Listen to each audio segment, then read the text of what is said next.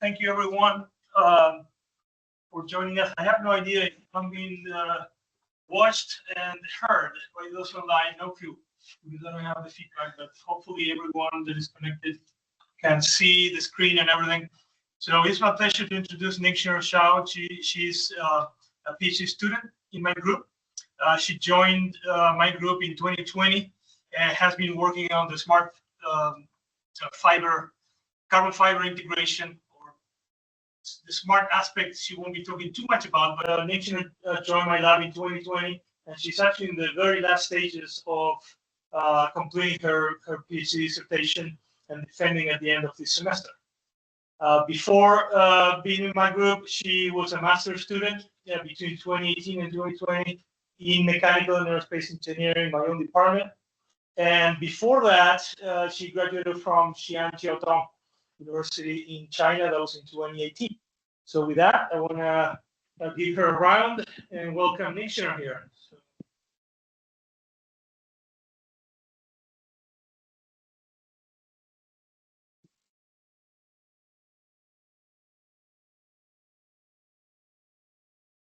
I can hold it.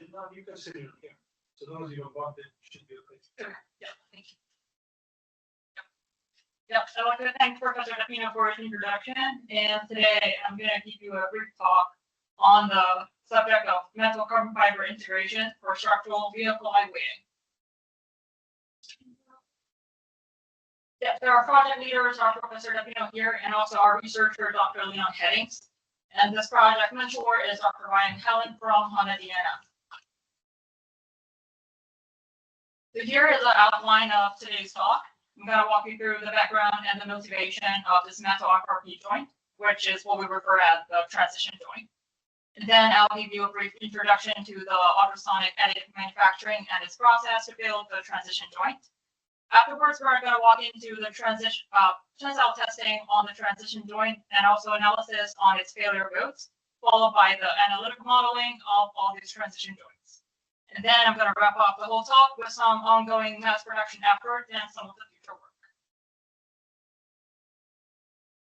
So here you're looking at the motivation for the metal FRP research. So basically, as I guess most of you guys are working in the automotive field, so the structural lightweighting has been a critical factor in the vehicle manufacturing process, since it can improve the vehicle fuel performance and also improve the fuel economy as well. So as it's reported, if we have a 10% weight reduction, it can lead to a 6 to 8% reduction in the fuel consumption. The carbon fiber reinforced polymer, carbon fiber, CFRP, it has a much higher specific strength when we compare it to traditional metal materials, including aluminum alloy 6000 series, 7000 series, and even some of the mild steel, as listed here. We can see CFRP are magnitudes higher compared to them. So they're very attractive in the automotive industries. However, metals are still the most widely used materials due to their high ductility and also its well understood manufacturing process. So it is necessary to come up with a method to effectively join the carbon fiber to metal. So as shown here in the bottom right, if we have a roof that is built by carbon fiber, we will want some transition structure located at the edge or the corner of this roof, and then we can join it with the other metal structure using some conventional methods. So here listed in the table are some of the traditional joining methods. So as we can see here, we have some adhesive method, we have some spot welding, friction spot welding, and also we can use mechanical fastener method. However, these methods have their own drawbacks. Some would cause damage to the FRP, such as the mechanical fastener. If we use rivets or bolts, we're going to drill holes in the FRP, and also we're going to introduce extra material. And some of them have like very low joint strength, like we can see here, 12, 13 megapascal. It's not very attractive. And one of the most important things is that most of this method would require new manufacturing infrastructure. And this is not what our sponsors would require. They would prefer a method that is highly compatible with their existing assembly line. So they want to have a method that can be compatible with the existing RSW, the resistance wall welding process. And here is where our UAM process comes in. So what is UAM? It is short for ultrasonic additive manufacturing. It is solid state ultrasonic metal welding process to create metal parts. As shown here is a schematic. So we can see we have a rotating sonotrope here. It can apply normal force downwards, and in the meantime, it can provide this ultrasonic vibrations in the horizontal direction.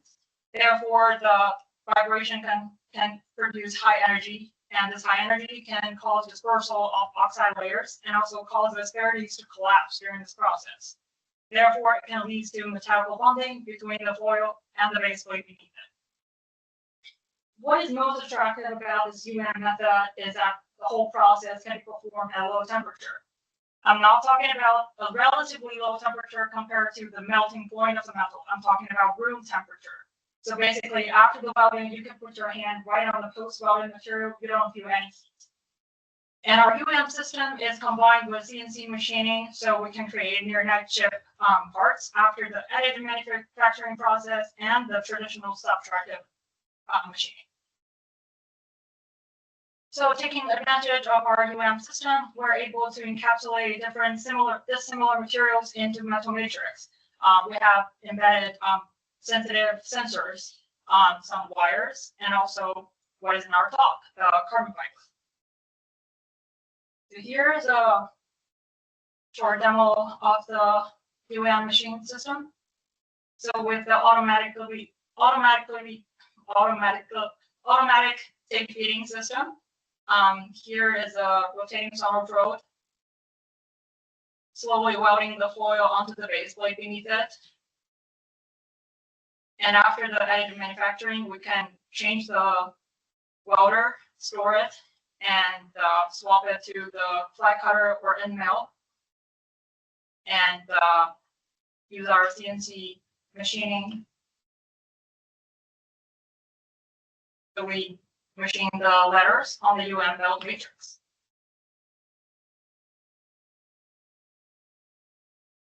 And so we're using this UAM process to build ASAFRP joint as an example. So here the figures here show the some main steps of the building. So first we weld several layers of aluminum 6661 thin foils on top of the base plate. And then after several layers, like 6-7 layers, we machine the channels on the welded matrix shown here. And the next step is to align dry carbon fiber toes into the welded, into the machined channels. And afterward, we're gonna weld another thin layer on top to encapsulate the carbon fiber toes, as you can see here. The next step is to drill these little holes on top of each loop channels. These are used to help the flow of epoxy during the curing process. So we call them epoxy holes. The last step is to flip the sample and remove the base material. And afterwards, we perform the curing process in a vacuum bag for 70 hours, make sure it's fully cured. And then this is bottom right is a fully cured ASAFRP joint. This part would be the transition joint specific section. So according to this process, we can tell that the strength of this joint mainly comes from the mechanical interlocking of the metal and fibers. Therefore, with no drilling to the fibers, we do not introduce any extra materials. There's no damage to the fiber at all.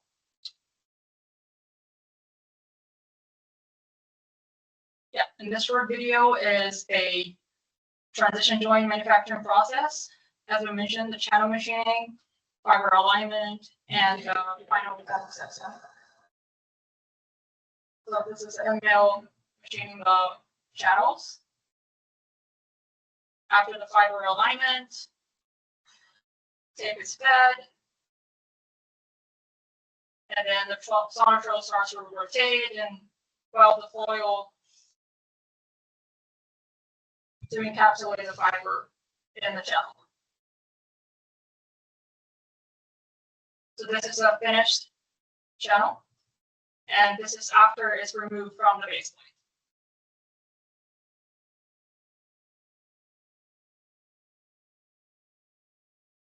So as we introduced, we have this dry carbon fiber embedded in the metal. Now we're looking at the cross section. We have multiple layers, 4 layers in this case. And sometimes we have to add some extra layers to match the thickness of the metal section. And then after the curing, this would be the transition joint. And afterwards, we can use a conventional metal joining method, the RHW, to join this metal section in the joint with other metal structure. So on the top, you can see the part of the cross-section of the ASFRP joint. You can see clearly that we have 3 layers of carbon fiber embedded in the metal matrix. Here are some samples of the structures that we use with the ASFRP joint transition. So this is a head structure with CFRP head on top and a plate on the bottom. On the side, you can see the ASFRP flange, and then it's RSW welded to the AA base plate beneath it. And on the right, you can see my boss is holding a part of the roof of a car, and the black part are CFRP, while the silver part are aluminum, and they are joined together using this aluminum CFRP joint located at the edge of the CFRP section. So the next step, we're working on the tensile testing of a CFRP to understand its mechanical performance. So we built 2 sets of a CFRP joints, as shown here, with 2 different configurations. So 1.8 millimeter thick with 3 layers of carbon fiber embedded, and 2.2 millimeter thick samples with 4 layers of carbon fiber embedded. The tensile testing is performed on 1-inch wide coupon level samples. So testing at a speed of 0.05 inch per minute, we have the load versus displacement curve shown here of 5 samples in total. The average peak load of the 3-layer sample is about 5,500 Newton, and the failure occurred in the CFRP region. Well, for the 4-layer sample, the peak load is higher of more than 7,200 Newtons, and the failure occurred in the AA matrix rather than the CFRP. And here you're going to see the DIC video of this 2 set of samples. So for the 3-layer samples, you can see the strain, the maximum strain occurs at the ASFRP interface. And this is where it's going to fail. And after the sample is filled, you can see that the embedded fibers broke at the top of the loop. And then as the tensile keeps going, it just gets pulled out from the channels here. Well, for the 4-layer sample shown on the bottom, you can see that the maximum strain occur in the metal area. So there's the fiber loops are still intact after the testing, and this are the cross section of the failed region. You can see it failed along the top of the machine channels. So yeah, back then we could tell that these differences are caused by the different configurations of this 2 set of samples. You know, the ratio between the aluminum and carbon fiber are different. Thus, it results in different tensile failure mode and also the peak load. Apart from mechanical testing, we also perform finite element modeling using Ningxiner. We created this homogenized shell model. So we simulated into 3 sections: the pure metal part on the top, the hybrid region in the middle, and also the pure FRP region in the bottom. And the 2 interfaces were simulated to be weld constraints, as shown here. In the video on the right, you can see that as the simulation process goes on, the 3-layer sample gradually has this crack failure in the carbon fiber and the hybrid region, indicating failure in the carbon fiber. Well, for the 4-layer sample, the crack shows here, in between the pure A section and the hybrid region, indicating the failure occurred in the A matrix. So these are 2 different failure modes. So the failure modes clearly match with our experimental results. And comparing the FDA predicted peak load, the 3-layer sample predicting a peak load of 5,500 Newton, well, compared to the 2 sets of results, the error pretty much lies within like 5%. And for the 4-layer sample, the error is even smaller, only about 2.2%. So this indicated that the modeling is very accurate, and also the prediction, the failure mode is predicted correctly. So after the testing on the coupon level samples, we move on to build some larger scale structures. So for example, we have these two type of hat structures. The top hat structure shown on the left side, and also the double hat structure shown on the right. So we use a pure FRP hat as a baseline. So it's using rivets to connect with the AA basically beneath it. And also this side, this bottom right is showing the rivet with another pure FRP hat. And comparing with, we have ASFRP transition joint as flange, and then use RSW to join the two sections together. After the samples are designed and built, we design this different testing on the structures. So for completing test, it's going to perform on the top head structures, and also the dynamic axle crush and quasi-static torsion on these two double head structures. So here are some of the photos and setup of this 3 different set of testing for completing test. On the left side, you can see that the riveted samples clearly show a larger deformation in the hat compared to the UM1. Actually, some of the rivets get loosened during the test. And the top right, you're looking at the quasi-static torsion test. We have the sample fixed in between the two fixtures, and then after the rotation test. And the bottom right is showing the schematic of the axle crush test. So we have a 102 kilo head weight on top, and then the crush occurred. So this is a DIC screenshot of what it looks like during the test. And here are some results of the structural testing. So on the top left is the foregoing testing results comparing between the riveted samples and UM samples. So based on the curves, you can tell that the UM samples clearly have a much larger energy absorption and also much higher crush force efficiency. And for the quasi-static torsion test, some similar results. However, it still shows a larger energy absorption and also a higher peak torque is observed compared to the riveted ones. For the dynamic axle crush, the curves of between the riveted sample and UM sample is also very clear. You can see the comparison. You have a much higher energy absorption, higher crush force efficiency as well, and also a less crushing distance, which is crucial for in automotive industry. So after we have proven that in structural that UM structure has superior performance compared to the traditional riveted ones, and also based on the fact that we have observed 2 different failure modes in the coupon level testing, we think it makes sense to have a build an analytical model to study the metal FRP transition joint under tensile loading with different configurations and also different material combinations. So if you look at the top right, you're looking at schematic of the FRP loop in the analytical modeling. Basically, we can simplify the joint with several independent AA columns wrapped around by carbon fiber toes around it. And under a tensile loading, this is what the force looks like. So some of the basic assumptions are listed here on the left. So first, we assume there's no friction between these fibers and also the AA column, the pillar supporting them. And also the inner pressure on the pillar is evenly distributed. And finally, the fiber and the embedded fiber are going to fail concurrently.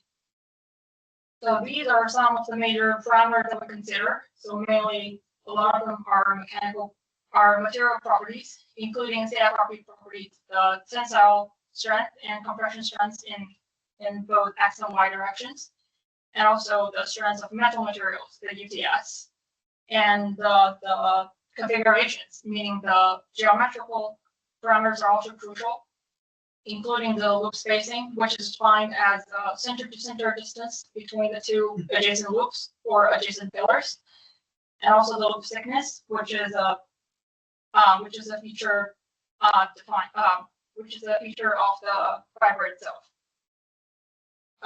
Also, the number of loop layers and the total thickness of the sample matters. After we have all those assumptions and parameters, we apply the stable failure criterion to have a connection between the load that can be paired in the loop, and also we'll find a relationship between the varying load of the loop and the pressure in between the pillar and the fiber.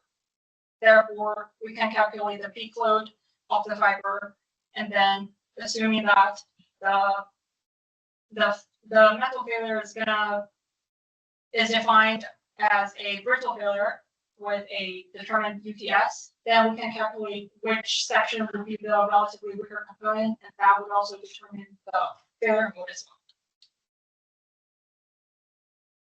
After we run the model, here's a comparison between the model and an experiment, so sort of as a model validation. So as we can see here in the figure, for the three, specifically for the sample that we use, we have a loop spacing of 4.23 millimeters. And under the specific loop spacing, with our 1.8 millimeter thick 3-layer samples, the tested average is about 5562 Newton, well compared to the analytical prediction 542 Newton, we're only 20 Newton off. And also the failure mode prediction is correct if fail in the carbon fiber region. Well, for the full layer sample, we have a thickness of 2.2 millimeter, and the tested sample failed in the metal matrix and have a peak load of 70 to 100 Newton, and compared to the metal failure, well, compared to the analytical prediction of almost 7,400 Newton, I would say it's also live within a reasonable range. So after the validation of a FRP joint, we are trying to use this model for the joint strength prediction with different metal material combination in the transition joint. So apart from aluminum, we introduced other metal material, including 1010 steel and also stainless steel 410, as they are more widely used in vehicle rather than aluminum. And also we introduced Kevlar as a potential substitute for carbon fiber. So with this new introduced materials, we updated the parameter information based on their own features. The fiber thickness would change. Also, the FRP properties are going to change, and the UTS of the metal is going to be quite different with these different materials. And then it's going to help us to guide us for the fabrication of multiple metal FRP joint building. So we began the design building of 1010 FRP joints. But before we can actually embed either carbon fiber or Kevlar into a 1010 matrix, we have to have this into matrix. So the first start, we have to investigate in the welding of 1010 steel itself. After some investigation, we specifically choose this 4,000 inch thick neo-1010 foil as feedstock. And after multiple welding trials, we determine the parameters. And here we're looking at a 28-layer 1010 steel weld via And we have cross-sectional image in the bottom. So basically it's a cross-section here. We can see very consistent welding quality. We do not see any cracks or voids either between the foils or between the foil and the base plate. You can barely tell if there's any defects.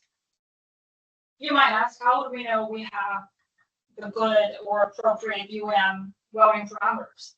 Well, our previous students have developed a shear method. So basically we build this miniature shear sample, and then we can perform shear testing and to determine whether the shear strength is comparable to the bulk shear strength. So these are the results of some samples that we tested. I would say we see very consistent weld strength, and the average USS is showing 88 megapascal, and compared to the bulk strength, we can reach like almost 98% as strong as the bulk. Just want to mention that the black lines are the samples that are located relatively at the edge of the weld, or at the end, or at the beginning, which indicate that this consistent weld strength is only located between the middle section. So after we're able to perform strong bonding between tinted steel foil, we're able to embed the FRP into tinted matrix. So what is shown on the bottom left is a tinted KFRP sample after it's removed from the base plate and before the curing process. So it still looks like dry fiber, and after the curing, it's going to be thinner. So after the sample fabrication, we perform the tensile testing of this two set of tinted KFRP joints. So you're looking at 2-layer 1.78 mm sample on the left, and 3-layer 2.2 mm samples on the right. So the results are summarized here in the table. The average peak loads of this two set of samples are about 3,500 newtons and 4,300 newtons accordingly. Specifically, I'd like to point out this outlier sample number 5 in the 2-layer sample sets. The explanation is pretty much shown on the bottom right. If we compare this outlier sample number 5 with sample 4, we can see that sample 4 failed with like all the loops have failed. You can see they have like this Y shape. So they all broke and then just get pulled out from the channel. And you can see the cross section. It's perfect. You do not see any delamination. However, for sample 5, you can see some of the loops are still intact because they did not fail. Due to some relatively poor welding, the delamination occurred between the tinted matrix, and some of these loops did not fail. They just get slipped out from this big crack here, and that results in the relatively low peak load.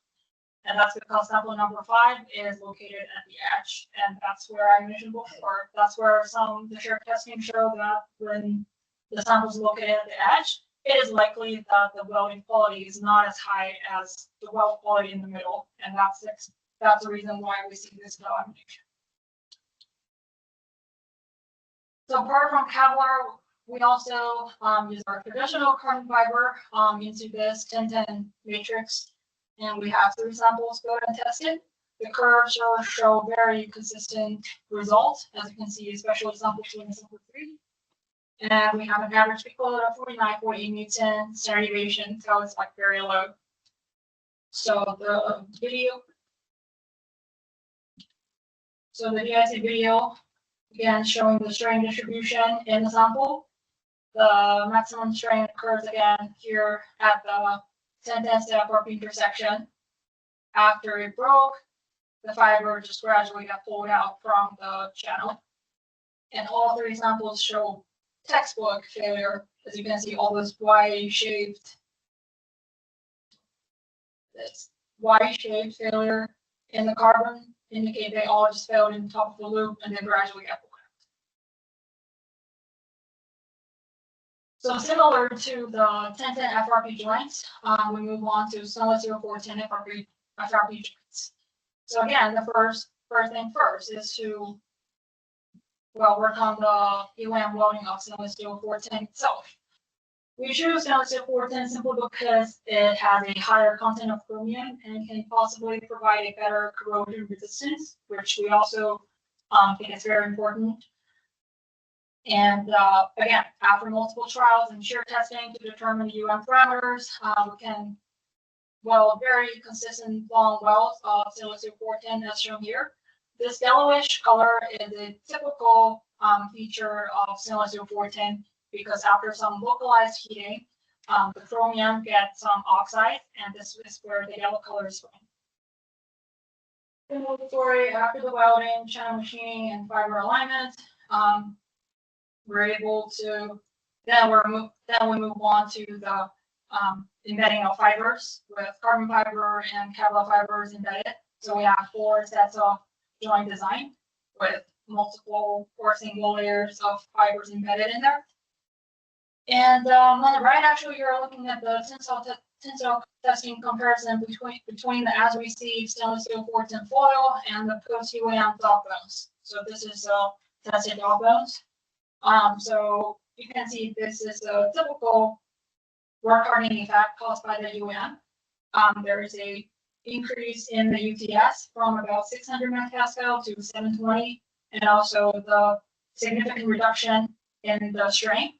So this 718 megapascal number is used actually in our model for the prediction because if it failed in the metal section, this would be the number that we're going to use for the calculation.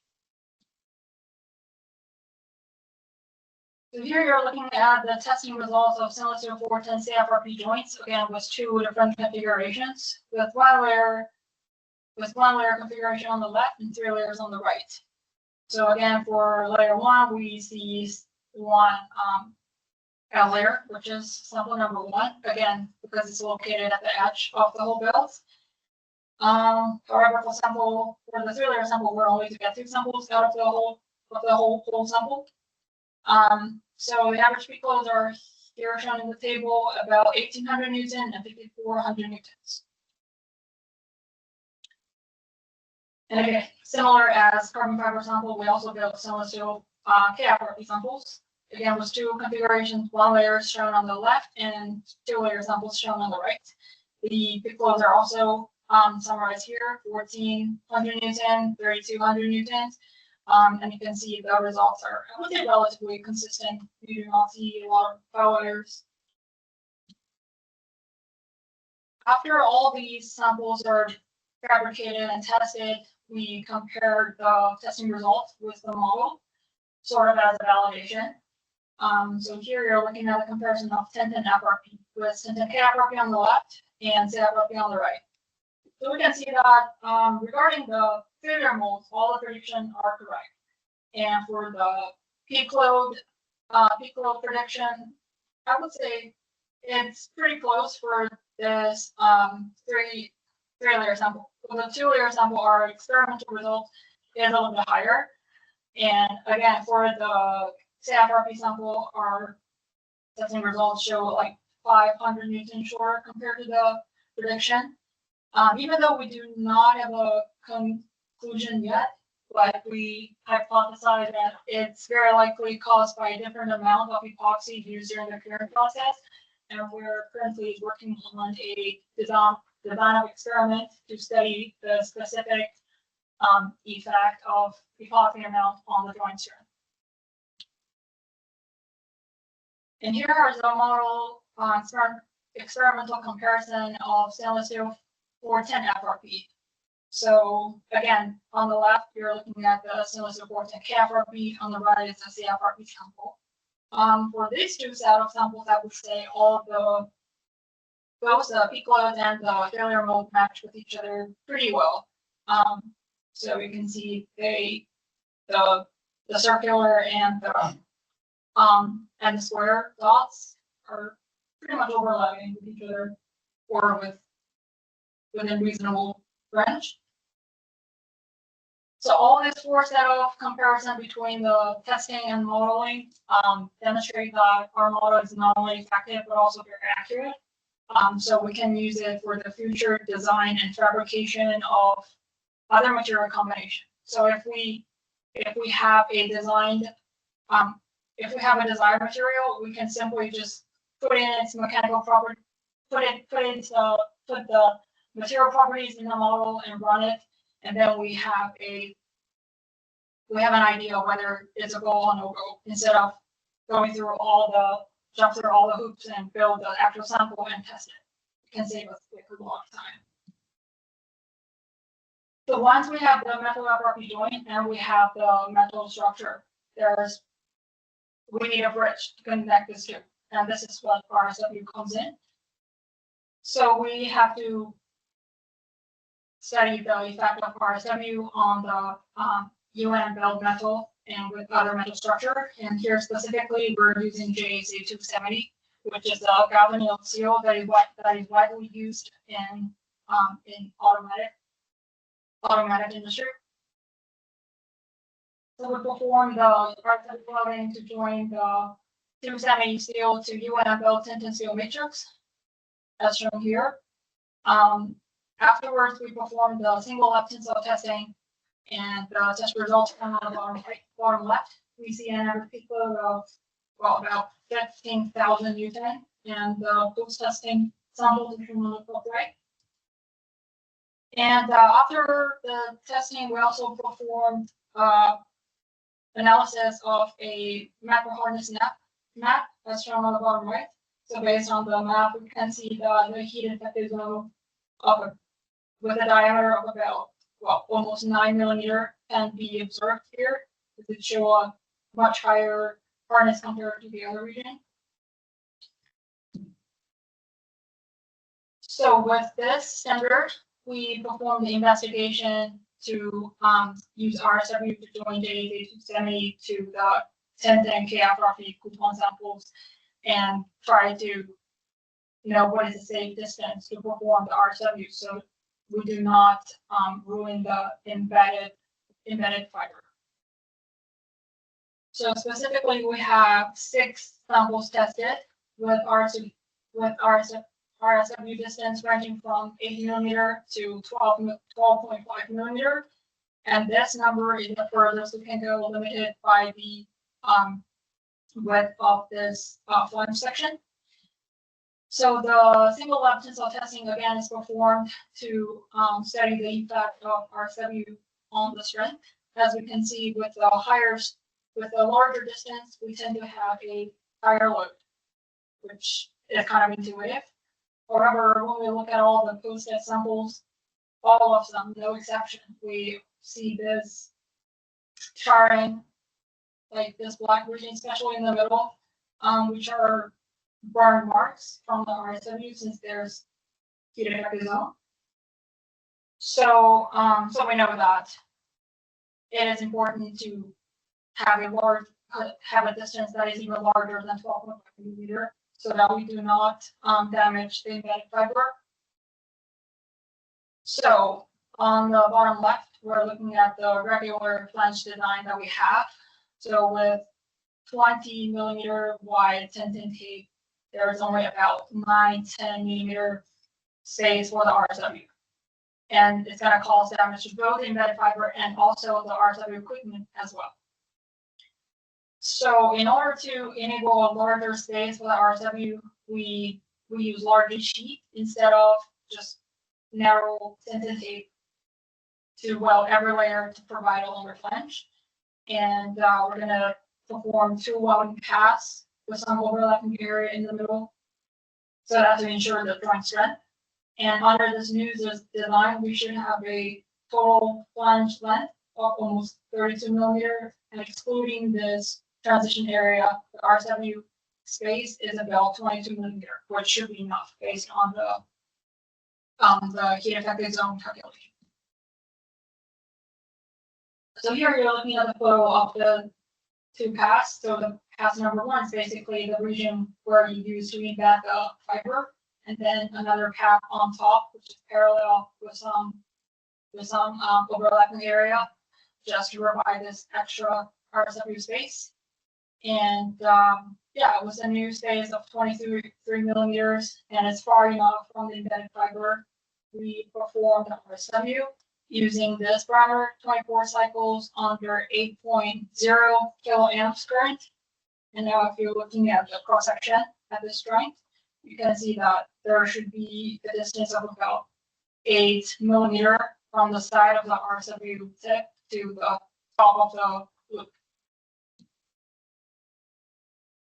And after these samples are joined together by RSW, similarly we'll perform the lab shear tensile testing on all these 3 samples.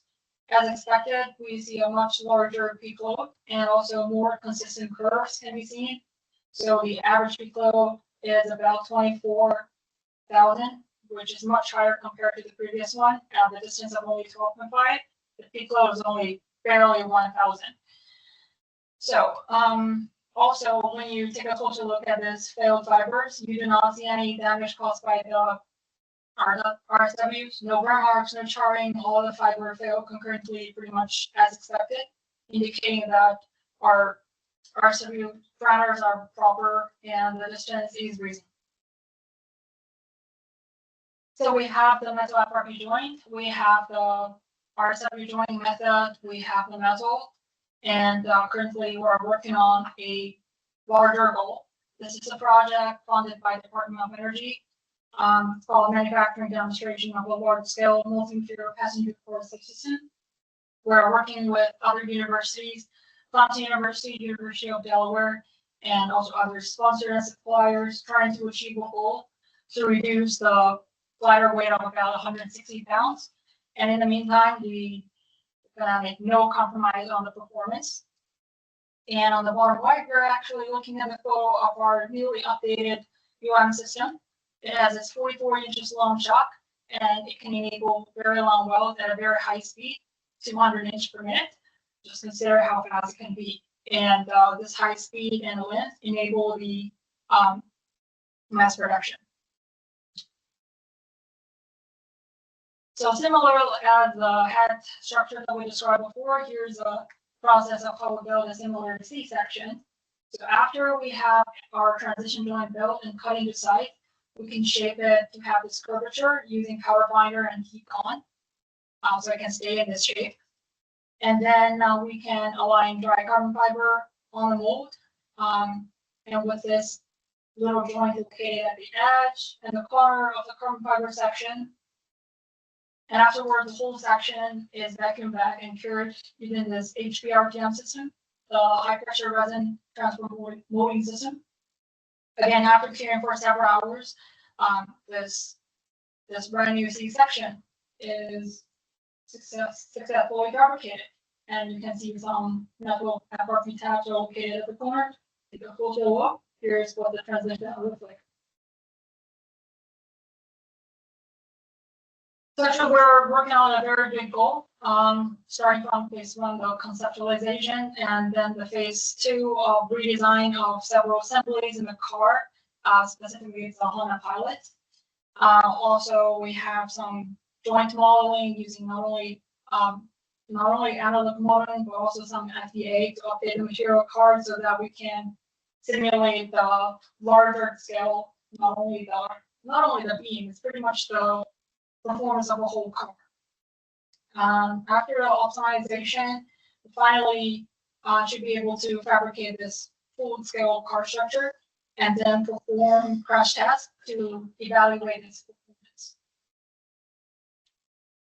So yeah, you're looking at some simulation video of the car under different impact, like crashing from different directions, side, front left, front back, and side. So yeah, after our fabrication of this large scale vehicle, we're gonna bring it to TRC and perform a dynamic crash, trying to record the data through the synchronized data acquisition with multiple cameras capturing the accelerations and also the displacement during the crashing.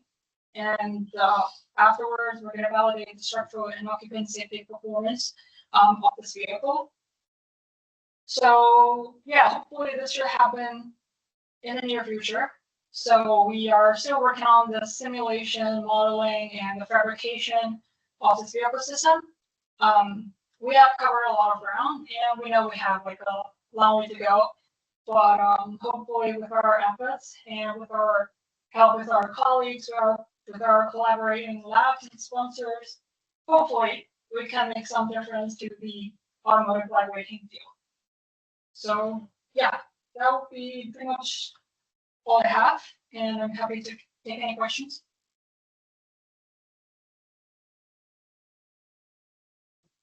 Question for Ningxiner.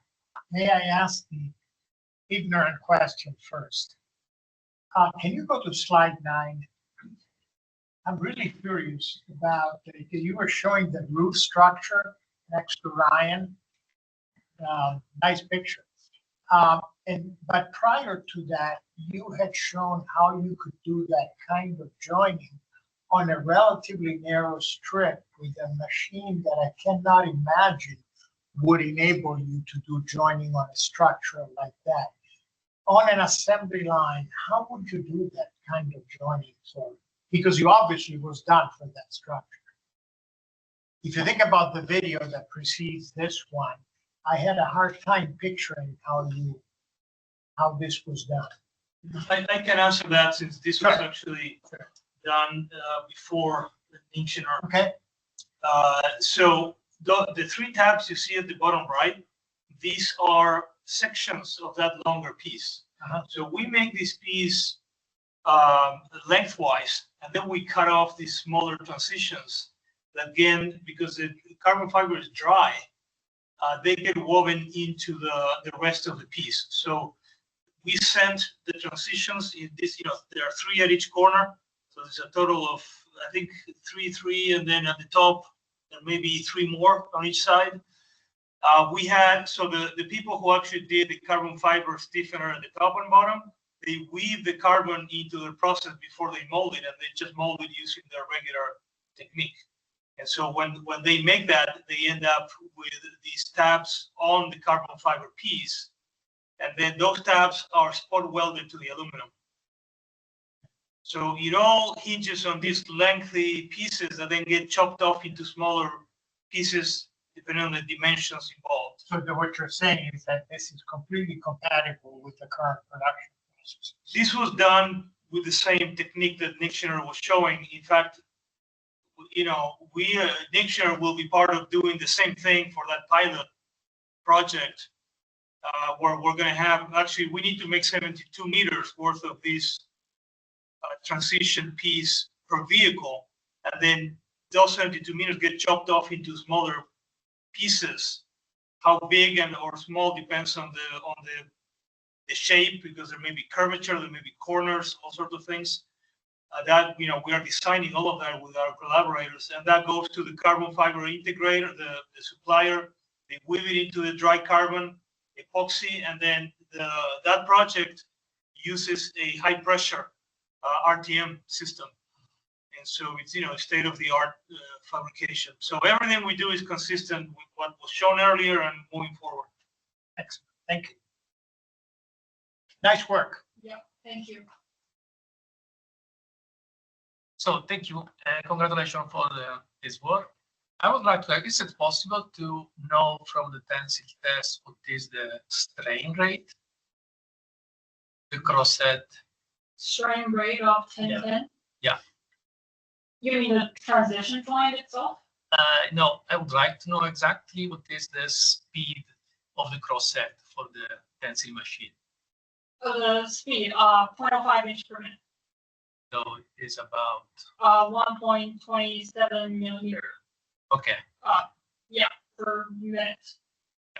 And for the displacement, is this coming always from the cross-set, or are you also involving any sensors? We use the IC to record a local displacement. Perfect. Thank you. Thanks. How is the alignment done? So you have all these little loops that have to be aligned into those tiny channels. Is that a process that can be automated? Is it simple? Is it difficult? That's a very good question. We started off with manual alignment and use a little pick because it's all very smaller size. And then a frequency researcher have developed a tool. So now it's like semi-manual, I would say. We use a powder binder to pre-shape it. It's not fully cured. It's just pre-shaped. It can stay in its shape. It's so soft. And afterwards, we have this. He designed this fixture based on our loop spacing, and you just gradually pull the fiber down from the fixture into the channel. So it's easier and takes much less time. Okay, thank you. How did you? You can ask if anyone online has any questions for you. Are they still there? What's the question, I think? How did you arrive at the shape of the pins that you machine into the ultrasonic welded substrate? And how sensitive is it to that shape? How do I derive I just write the code in the CNC system, the built-in CNC system, and think the question is why that shape and dimensions, right? It was actually based on our material because it's based on the specific material. We choose the material first, and then we choose the right loop spacing specifically match up with this material. We have tried other material. We actually have performed trials on a glass fiber that has a smaller loop spacing. We were able to build the section even though we did not. It wasn't a perfect match though. But the loop spacing is adjustable according to the size of the fiber that you choose. Thanks. In fact, that question is very interesting because to get to these, it's not super easy to buy carbon with the loops exposed. So a lot of the work we've done early on was to just remove the weft manually to expose loops. And then, which is probably what you see here. Right? Did you do that or did you buy tape? Because there is repair tape that has the loops exposed, but it's not the main, the main body is tape, which also works just fine. But I should say that this is all hobby grade carbon. It's not super advanced, Ferrari grade anything. It's really the stuff you buy commercially with no optimization. So as Ningxiner said, we first got the material and then program the channels to be able to house the material. When we change material, we have to reprogram or work with the vendor and so on. That's part of the mass production scaling, I suppose. So, and also, as you all know, if any of you work with carbon, you know that supply of carbon fabric has gotten really complicated lately. Yeah, and so a lot of that stuff, came from East Asia, really, and that's complicated now. So that's also part of the supply chain aspect.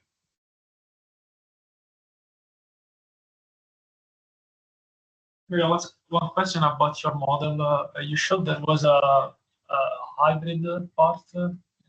So model this slide. So what are the properties that you assign to this hybrid? The hybrid region, we just calculated based on the volume ratio. So you do some kind of average, Yeah. weighted average Right. of the properties. Right. Of the tool. Right.